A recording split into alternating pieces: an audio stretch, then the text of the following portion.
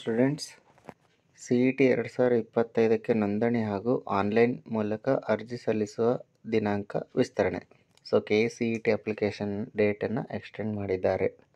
ದಿನಾಂಕ 16/4/2025 ಮತ್ತು 17/4/2025 ನಡೆಸಲಾಗುವ CET 2025ಕ್ಕೆ ಇಲ್ಲಿಯವರೆಗೆ ಆನ್ಲೈನ್ ಮೂಲಕ ಅರ್ಜಿ ಸಲ್ಲಿಸದೇ ಇರುವ ಹಾಗೂ ಶುಲ್ಕವನ್ನು ಪಾವತಿಸದೇ ಇರುವ ಅಭ್ಯರ್ಥಿಗಳ ಅನುಕೂಲಕ್ಕಾಗಿ ಆನ್ಲೈನ್ ಮೂಲಕ ನೋಂದಣಿ ಮಾಡಿ ಅರ್ಜಿ ಸಲ್ಲಿಸಲು 24/2/2025 ರಾತ್ರಿ 11:59 ಹಾಗೂ 25/2/2025 ಸಂಜೆ 5:30 ಶುಲ್ಕ ಪಾವತಿಸಲು ದಿನಾಂಕವನ್ನು ವಿಸ್ತರಿಸಲಾಗಿರುತ್ತದೆ.